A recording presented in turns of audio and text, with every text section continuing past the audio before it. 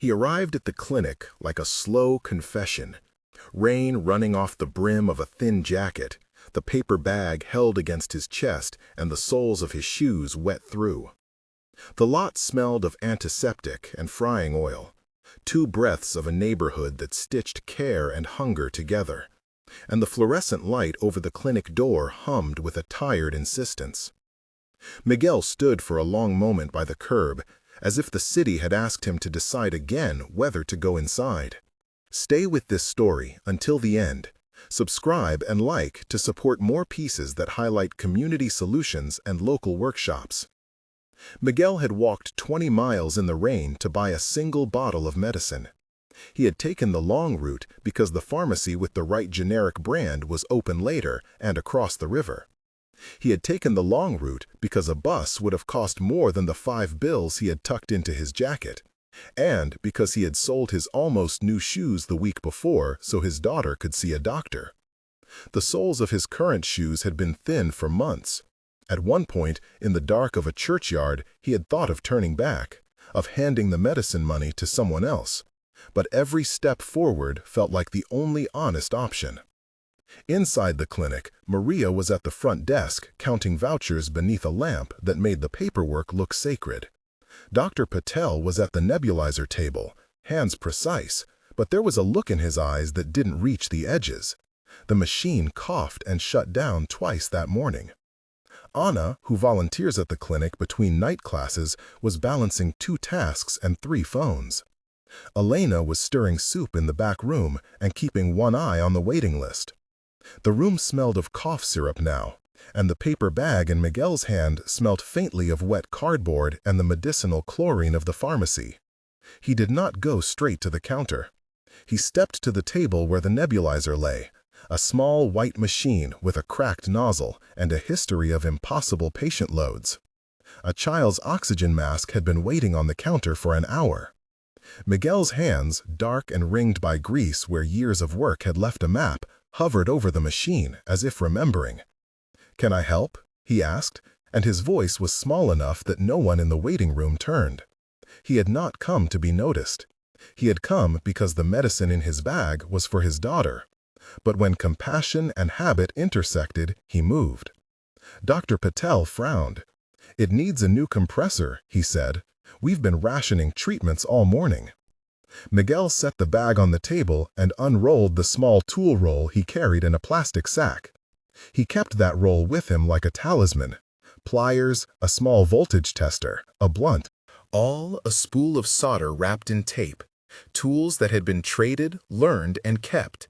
He worked with the patient economy of someone for whom every part had been reused until it spoke of thrift as a discipline. "Leave it," Maria said gently. "We have no budget." Miguel did not answer. He opened the nebulizer's case, smelled the stale medicine contained within, and listened. Machines made sounds if one learned to hear them: a cough, a labored breath, a dying heartbeat. He tapped a relay, the unit shuddered. He pried off a dust cap, found a corroded contact, and cleaned it with a sleeve. He tightened a loose screw. When he pressed a borrowed battery ribbon, the little pump trembled and then hummed. "Try it," he said. Dr. Patel set the mask to a small child's face in the exam chair. The child coughed once, then the machine's steady rhythm returned like a regained breath. Conversation in the room folded inward. Anna, who had been counting forms, let the clipboard rest on her hip and looked at Miguel as if seeing him anew. Elena dropped the ladle and stepped forward as if to steady the entire building. Ramon, who had come by to pick up information for a human interest column, was across the room with a phone in his hand. He loved images that carried dignity.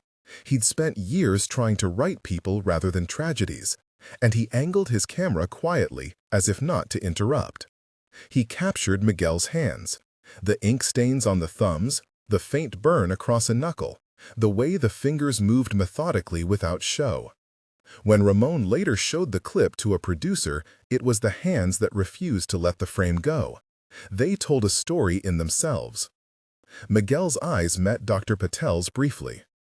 "Tell me what you need," he said. "Parts, paper, I'll fix what I can." "We have no spare compressor in the stock," Maria said. Her voice was a ledger. She meant what she said. Funds had been cut back since the grant cycle changed. "We can pay for immediate supplies from the petty cash, but not big repairs." Miguel laid the 5 bills on the counter. "This is for my daughter's medicine," he said. "Use it for the part." A hush that was almost a question went through the room. Anna watched him put the money into Maria's hand. Maria's fingers closed around it like a promise and a concession at once.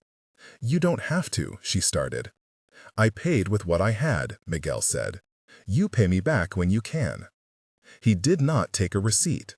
He did not sign a paper. He walked back to the little corner where the van that carried donated equipment was parked and found its engine coughing in the rain. The van had been a lifeline. Runs to the pharmacy, pickups from distant clinics, hauling oxygen concentrators on bumpy streets. Today it would not turn over. Its battery was no help. Rainwater had crept into a relay box. Miguel bent and felt the hood with his palms, the bones of the vehicle like a sleeping animal.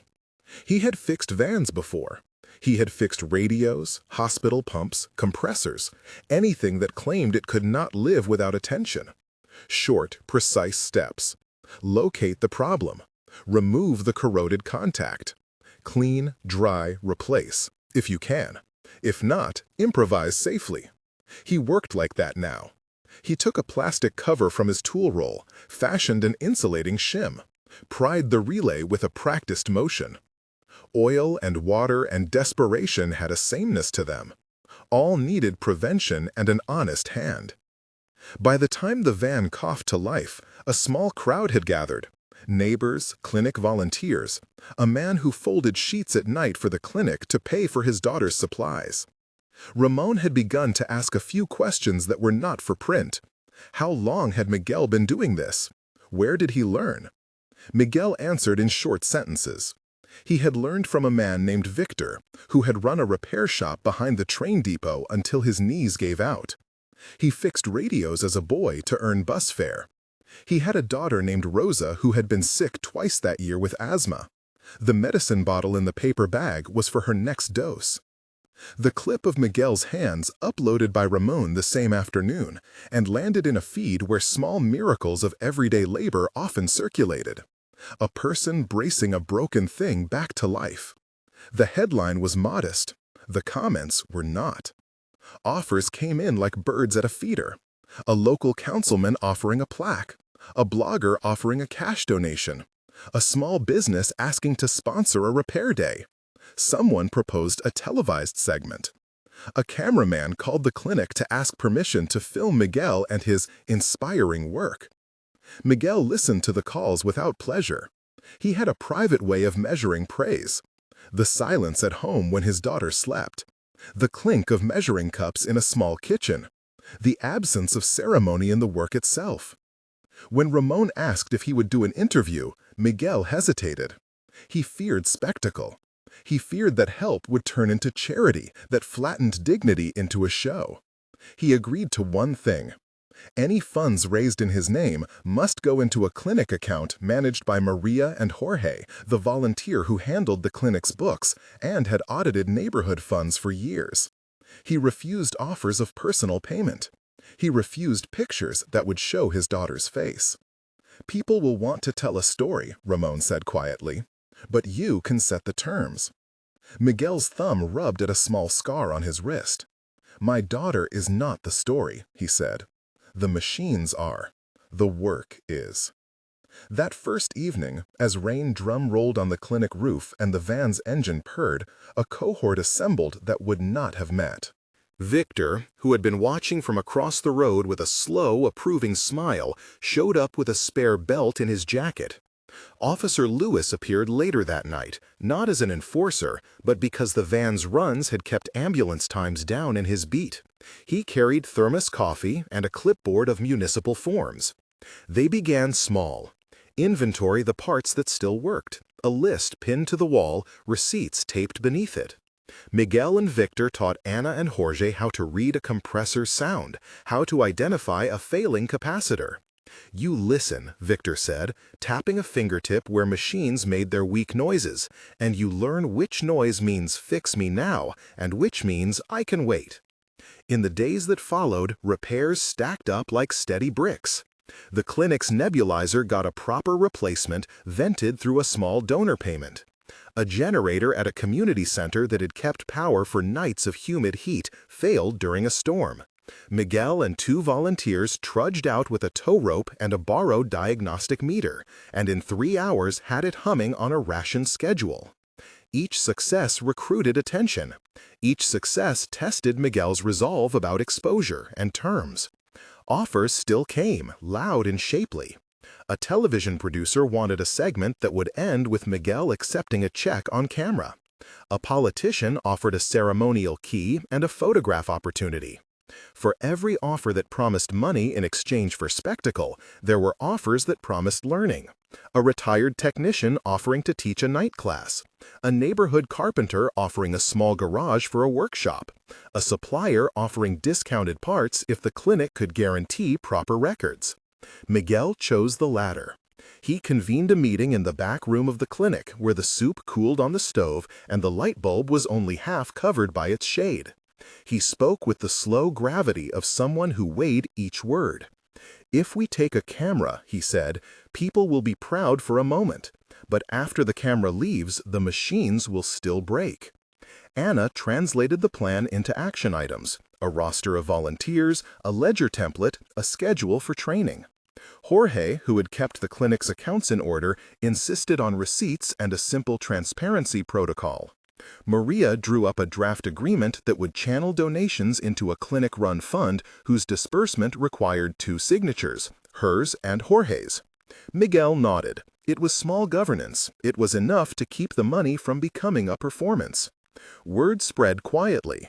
The first apprenticeship met in a garage behind a church, where light came through a high window dusted with years. Victor taught how to solder without burning the insulation. Miguel taught how to listen. Anna took notes and wrote down the first expenses. Elena organized a small stipend to cover transport. The workshop had no fanfare. People learned by doing and by paying attention to hands. Not all responses were kind. A complaint arrived from a small equipment collector who accused the clinic of using salvaged parts without paperwork. It was the kind of bureaucratic friction that could have gummed up progress. Miguel was used to friction. He sat with Jorge and Officer Lewis, and with Maria, around the table and opened every part box. He allowed the volunteer auditor to run through the receipts. They set up an open ledger, posted it on the clinic door. When they could, they paid vendors promptly. Transparency was not only ethical, it was tactical. It quieted rumors and made room for more people to trust the effort. The momentum built by repair after repair shifted the neighborhood's understanding of what help looked like. People came not to be seen on camera, but to learn. How to change a filter, how to test a connection, how to keep a generator on a safer maintenance schedule. They learned to accept that dignity meant skill, and that assistance could be measured in apprenticeship, not only in charity. Then came a call that sharpened the stakes. The compressor at the train depot, one that fed oxygen for several clinics during peak hours, had failed. The depot's technician had identified a seized bearing and a cracked manifold. The repair would require a lift, a hoist, and a part not usually stocked in neighborhood garages. A storm had been predicted. If the compressor went down for more than a day, several clinics would have to ration nebulizer time. Families who depended on regular treatments could be put at risk. This was the kind of problem that did not care for modest plans. It demanded resources, coordination, and the kind of calm urgency Miguel had practiced for years. He packed his roll, quizzed Victor on the specs, and arranged volunteers. Mayor Thompson's office called to ask if the city could be of help. It sent an inspector and a small fund. Still, the clock and the weather held the real authority. They worked through a dawn that smelled of wet metal. Rain came in sheets, beads off the depot's corrugated roof. Miguel stood on a service ladder with a wrench in one hand and a hoist line in the other, shouting instructions over the wind. "Steady, Victor! Bend the bracket that way! Hold the lift! The team moved like a single machine: lift, remove, replace, test. Short commands, quick responses. Anna ran parts as if she had always done it. Jorge logged time and parts. Officer Lewis handled street traffic and kept curious onlookers off the platform. There was a sudden, sharp complaint from a nearby factory about the noise of the hoist. There were calls from a counselor about liability. There was a point where the manifold would not seat, and everyone felt the possibility of failure as a physical thing in the mouth. Miguel did not look frightened. He concentrated, set the piece gently, and tightened one last bolt until the compressor took a breath and held it. When the compressor spun and the pressure gauge settled into a steady green, a small cheer went up that shocked itself into silence. People clapped in the rain. The depot workers who had been watching came over with coffee and a sandwich.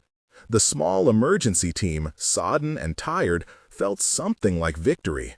Not the flashy, ephemeral kind, but the durable kind that builds itself into lists and ledgers and follow-up maintenance. Ramon's clip of the depot repair found a different audience than the one that watched a man fix a nebulizer in a clinic.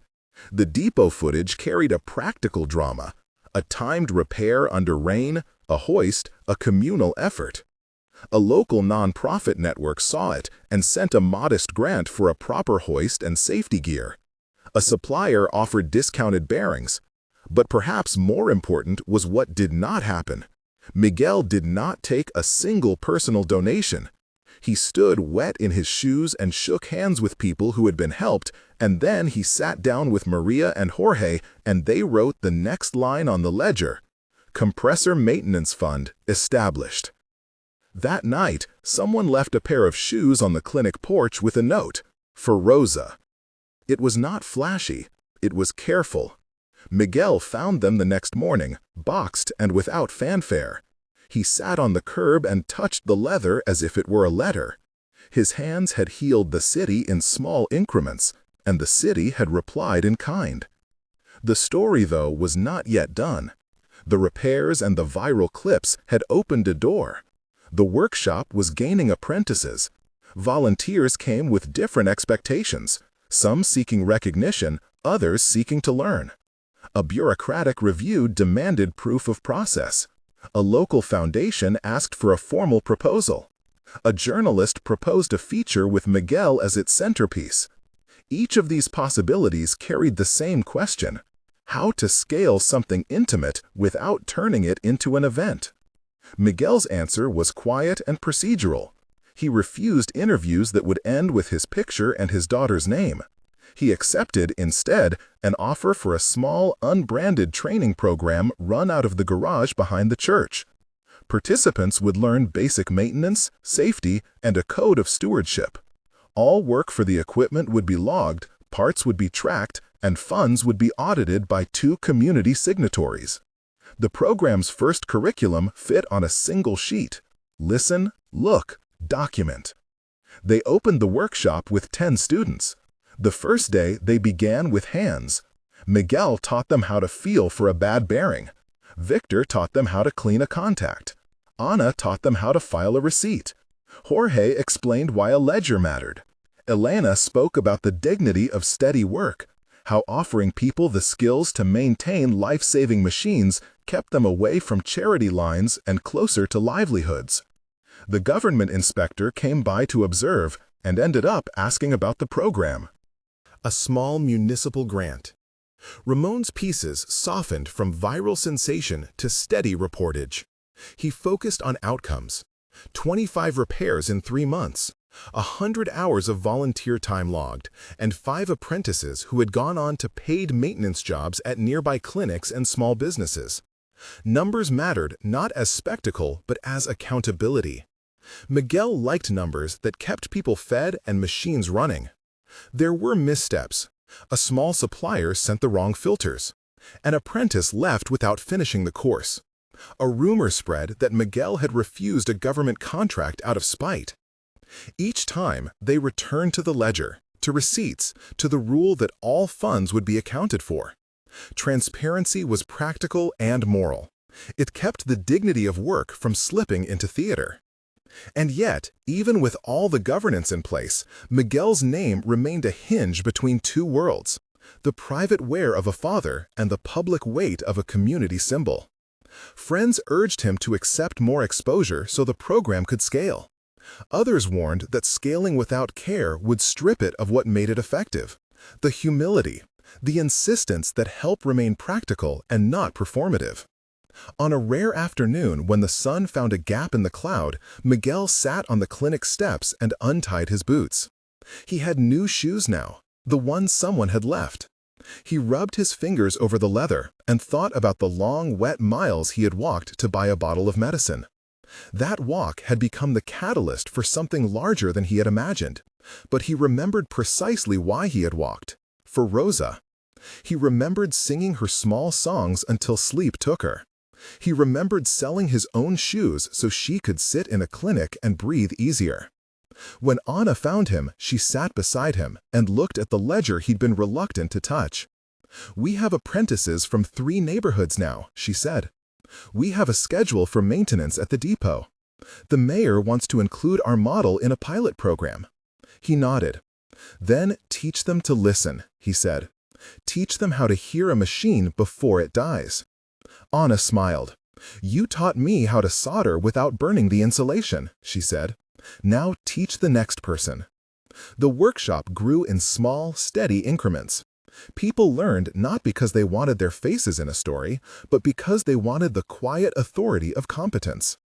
The clinic's waiting room, once a place of rationed hope, felt slightly more stable. Machines broke and were repaired. A generator tripped in the summer, but a volunteer on duty reset it with calm hands. A nebulizer's mask split, and a student replaced the tubing before the child coughed. The ledger recorded these actions like small notations in a long conversation. Still, the larger arc, how an individual act of care could seed institutional change, was not guaranteed. It required constant negotiation between publicity and privacy, between aid and autonomy. Miguel insisted upon that negotiation. He would not be the face of a campaign. He would be the teacher whose hands were a map others could read. So, when a community foundation called to propose formalizing the workshop into a registered nonprofit, Miguel agreed to one meeting. He entered the room with Victor and Maria and Jorge, and Mayor Thompson watched from the back. The foundation wanted commitments, bylaws, a board, audited accounts. They offered a modest grant to cover a full-time coordinator's salary. The conversation was precise and careful, a choreography of terms and trust. They set the nonprofit's charter to be unflashy and exact. Training first, transparency required, funds earmarked for parts and stipends, no personal payments to trainers without disclosure. Miguel read the charter at home beneath his lamp and signed where needed. The paperwork was not theater, it was scaffolding. When the nonprofit was registered and the workshop received its first grant, Miguel went back to the clinic and placed the medicine bottle into a drawer. He kept doing the work. He still walked the short routes to buy a specific item if a pharmacy a few miles off had a better price.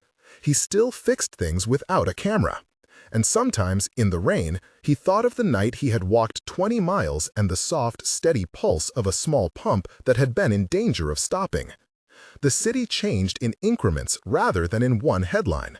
The clinic's ledgers were public. The depot's compressor had a scheduled maintenance calendar. Apprentices found paid placements. Families who had once waited in longer lines for nebulizer time found shorter waits. The shock that everyone had expected, the spectacle, the instant fame, gave way to a quieter surprise, sustained, measurable relief. Miguel accepted a single small honor, a modest commemorative plaque for the wall of the garage that listed the names of the first apprentices. He refused a speech. When a reporter asked why he would not stand on a stage, he shrugged and said, "I like my hands." The reporter, who had known him since the first clip, framed that line carefully in a column that did not need to make him mythical. In the end, the thing that shocked most people was not the rainwalk or the viral clip, but the ordinary alchemy Miguel had practiced, turning a father's haste into a city's capacity. The walking remained a private ledger line in his mind. 20 miles, wet jacket, a paper bag with medicine for Rosa. But what followed, years of patience, the founding of a training nonprofit, the registry of apprentices, translated that private urgency into public infrastructure. On a Tuesday afternoon that smelled of summer heat and baking bread, Miguel visited the workshop and watched as a new apprentice held a soldering iron for the first time. She trembled with careful concentration. Miguel showed her how to hold the wire, how to feel the warmth, how to steady the smoke away from the eyes. He did not ask for thanks. He did not expect it. When the apprentice smiled at her first successful joint, Miguel felt something like relief. He left the workshop and walked to the clinic porch where a small basket of donated shoes sat. He picked up a pair, polished them with a cloth that had seen many repairs, and placed them carefully on the shelf. The shoes were useful. They were also symbols that dignity could be sealed with quiet competence rather than spectacle. Rosa, older now and steadier at her breathing, helped distribute the kits of filters and tubing during outreach. She washed parts and put labels on boxes. She learned the ledger, too. The walk her father had made in the rain had been an act of necessity. What came next, repair, training, transparency, had been an act of choice, to build systems that could survive beyond one man's hands. The clinic's doorbell rang, the soft chime that marked arrivals. Miguel straightened his jacket, feeling the leather of the new shoes at his feet.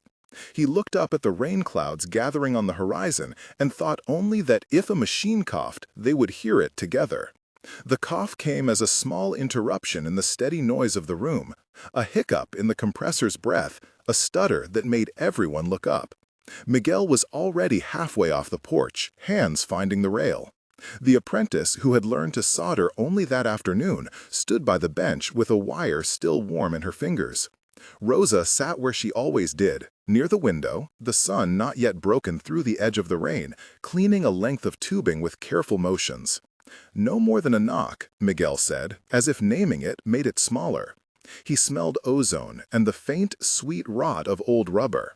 He told the apprentice to fetch the toolkit and turned the key on the compressor to listen. The cough came again, less frequent, as if the machine were trying to remember an old rhythm and failing for a second. They opened the casing, metal cold under their hands, the interior flecked with dust that had come from months of tireless work.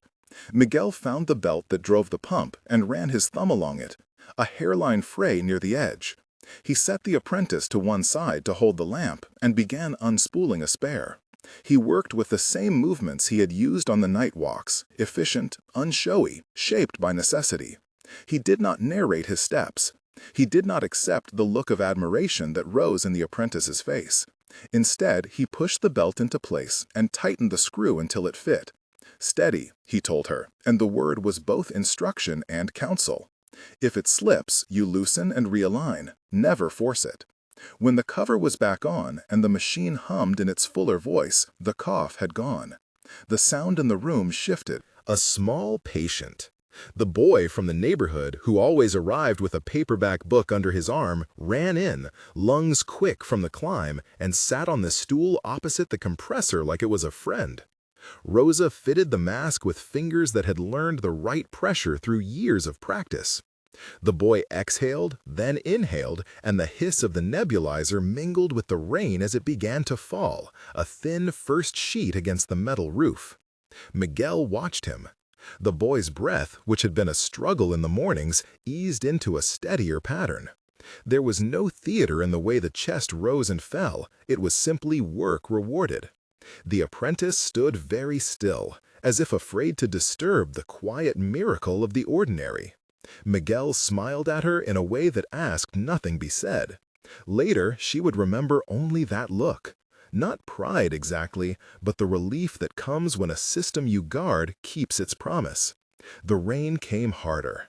It spoke against the porch and ran down the gutters in a thin, bright curtain. A patient who had been waiting outside took shelter beneath the awning, and for a moment the clinic smelled of wet earth and warm bread from the ovens across the street. Word of the repair moved through the small crowd by gestures and nods. Someone muttered a thanks when Miguel passed, another lifted a hand. He folded his jacket tighter around him and thought of the boy he had carried home years before, the urgency that had once been a private compass. A message waited pinned to the notice board, an envelope from the foundation with a stamped letterhead. Miguel did not open it immediately. Paper could carry congratulations or conditions. It could promise more hands and ask for change in the same breath. He let the sound of the rain fill the space where curiosity might have pushed him to tear the seal. The apprentices clustered around the bench, discussing fittings and schedules as if the storm had given them permission to be busy in the shelter. Rosa hummed a tuneless rhythm as she folded tubing into small coils and labeled the boxes. The training ledger lay open, names inked in neat columns, apprentices and contact numbers, and the dates they'd completed each module. Later, when he finally slit the envelope, the letter inside was careful and practical. Notice of a matching grant for maintenance supplies, contingent on a simple report and the signatures of the board. It was the kind of help that asked for nothing dramatic. Miguel set the paper down and, as if answering a question he did not have to ask aloud, wrote the dates of the compressor's maintenance checks in the ledger's margin. He dated the next review for the apprentices and penciled Rosa's name into the list of trainers to be paid a small stipend for the outreach days. The scaffolding of the nonprofit, bylaws, ledgers, transparency made it easy to place the gift where it would matter. When the rain slackened to a fine mist, Miguel stepped outside and watched the street glitter under the weight of drops. The city had not become spotless, nor had its struggles vanished. Patterns of lack persisted in other blocks, in other clinics. But on this porch, with a compressor humming in its steadier voice, a child breathing easier, and apprentices learning to keep machines alive, the work was visible in acts that lasted longer than a headline. He thought, not for the first time, of the walk he had made in the rain. He felt the memory like a ledger entry that need not be spoken. Necessary then, useful now, folded into a practice that had become communal. If a machine coughed in the future, they would hear it together. If a family needed medicine, they would not have to rely on a single pair of shoes polished and placed by one man's hands. The apprentice who had held the soldering iron all afternoon picked up a cloth and began to wipe the bench, careful strokes that mirrored the motions Miguel had taught. Rosa checked the boxes and sorted tubing by size. The boy tucked his book beneath his arm and grinned at Miguel as if to say, without words, "Thank you." Miguel nodded and, with the same quiet exactness he brought to every repair, made a note on the calendar. Community outreach, Saturday morning. Maintenance check, next Thursday. Apprenticeship review, next month. He closed the clinic's door behind him and walked into the street as the clouds broke. The wet air smelled like bread and metal and the clean, faint tang of repaired things. He walked, not far, just to the corner where the light flickered through the trees. His steps matched a rhythm the city had learned to trust. He felt the rain cool his face and the small, steady beat of the day, another machine attended to, another apprentice taught, another ledger balanced, settle into him like a shirt he had grown into. They would hear it together. He kept walking. He kept walking. The streetlight at the corner still flickered, throwing a pale, patient pool of light where the pavement held the day's showers like a second sky. Miguel's shoes made a quiet punctuation against the cobbles. His breath rose in a little cloud, then dissolved.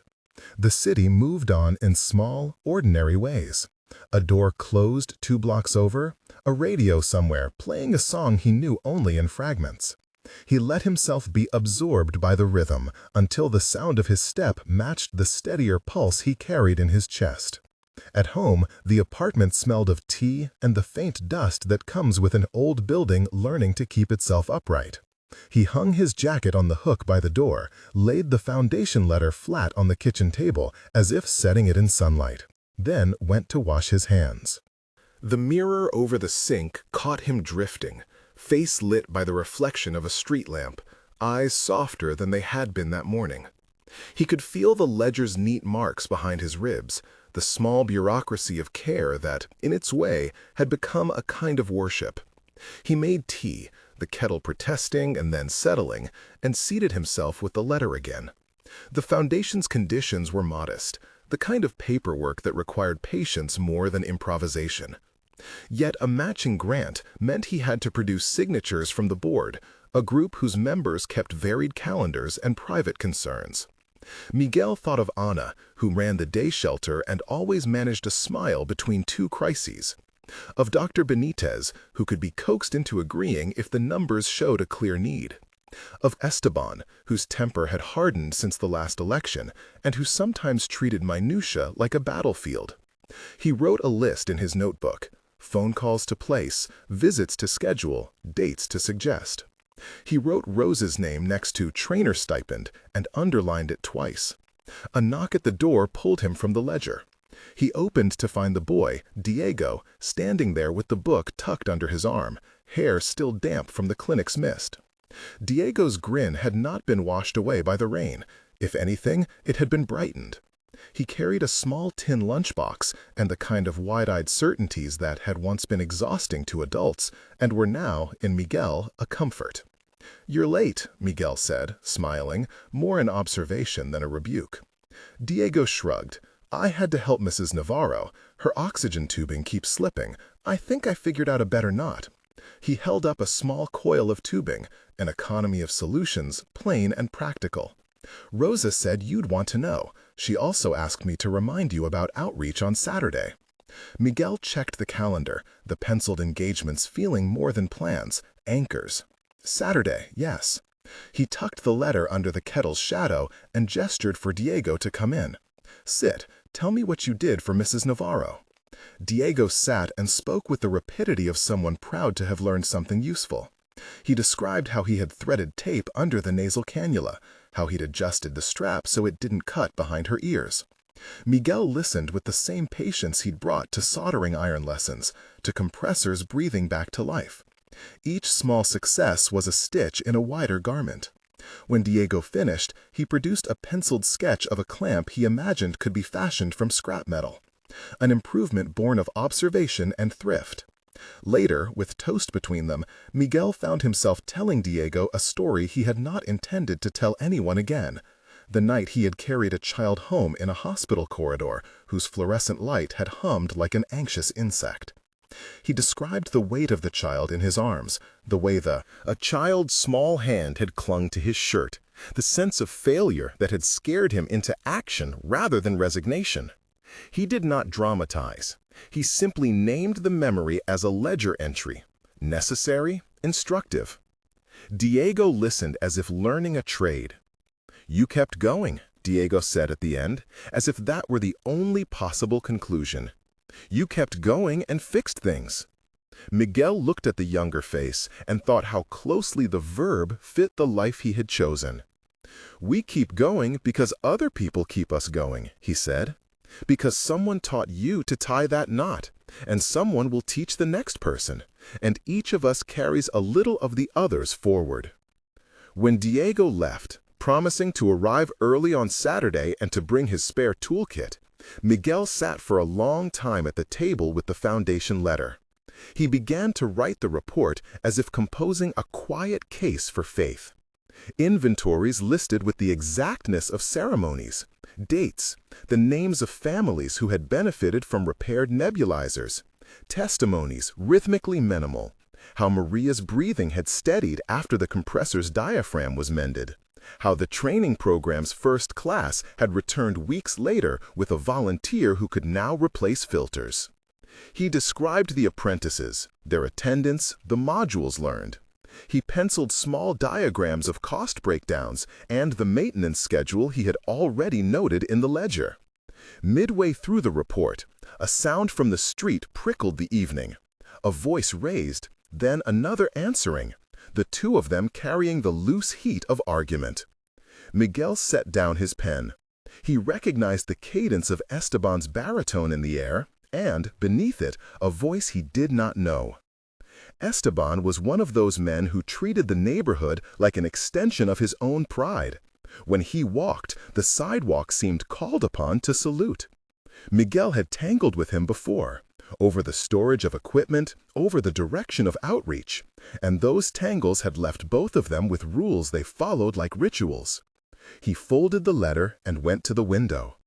Outside, the rain had left the storefronts gleaming. Esteban stood with his coat collar turned up, hands in pockets, speaking to a thin man in a rumpled shirt who held a sheaf of papers without meeting Esteban's eye.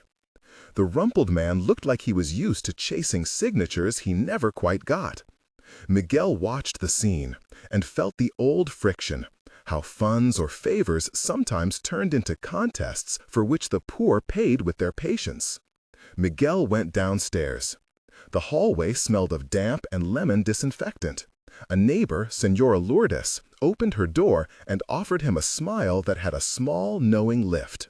"You go to him?" she asked, nodding toward the corner where Esteban still stood. He nodded. "I have to ask him for a signature." She laid a hand on his arm, calloused and warm. "Be patient with him. He likes to."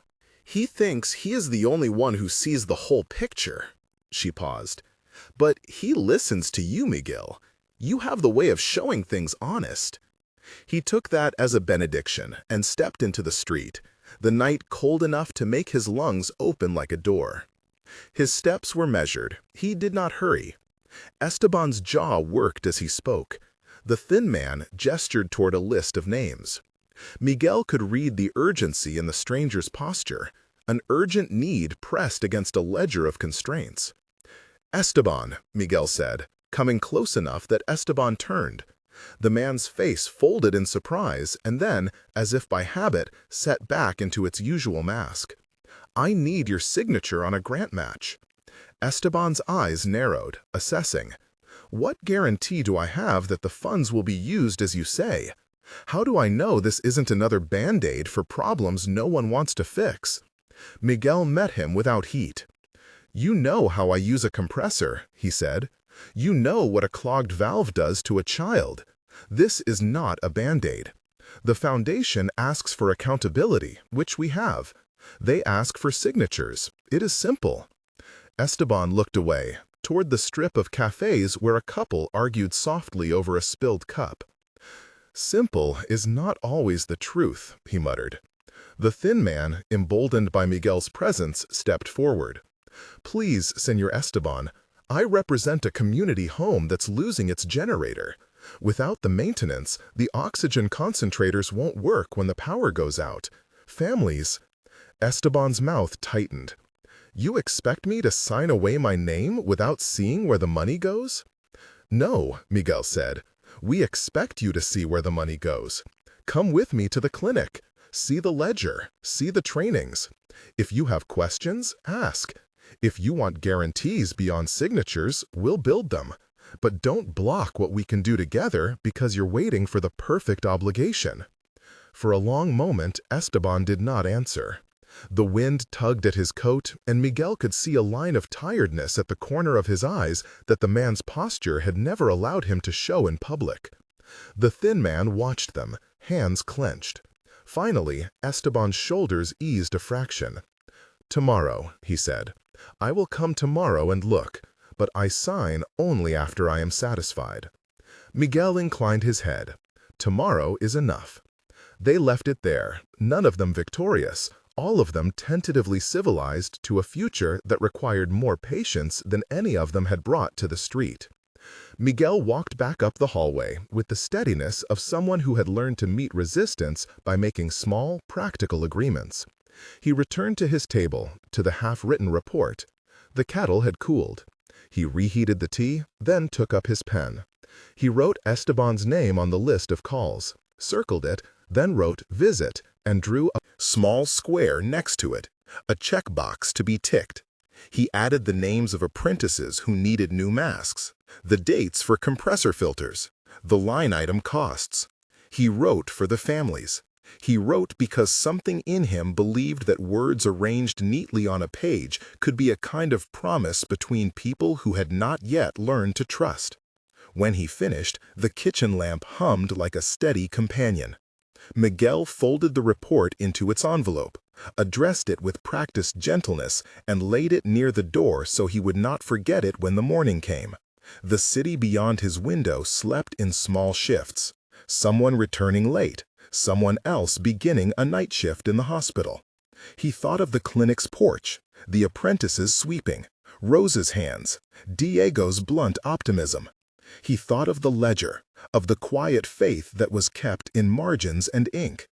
Outside, a siren threaded the night and then receded. Miguel turned out the lamp and stood in the dark for a moment, tasting the day like a seed. There was work to be done tomorrow, friction to be eased, signatures to be gathered, schedules to be kept. He felt the familiar, uncomplicated weight of responsibility settle over him, the kind of weight that, when shared, becomes a rhythm. He went to bed with the sound of distant water in his ears, and woke before the sun, moving through the morning with the slow exactness of someone who had learned that repair was a kind of prayer. He crossed the threshold of the clinic just as Rosa unlocked the storeroom, apprentices filtering in like light. The compressor hummed contentedly. The ledger lay open on the bench as if expecting him. Miguel took up his pen and, in the space between one task and the next, checked the day. Visit to Esteban at 11. Outreach supplies to pack by noon. A call to the foundation to confirm arrival of the matching funds. Diego arrived early, toolbox in hand, already muttering about improvements. Miguel smiled and placed the pen down. The day would be long. The list on the ledger rolled forward like a map. They would go through it together, one margin at a time. He felt, as he always did when the city set its small problems before him, the simple conviction that repair was not only of machines but of trust, and that trust was worked by steady hands. He straightened and looked at the apprentices, at Rosa, at Diego, and then at the open door through which the morning slipped in. He stepped outside for a breath, and the street greeted him like an old agreement. He nodded and walked toward Esteban's office, the letter in his pocket, a quiet, folded promise.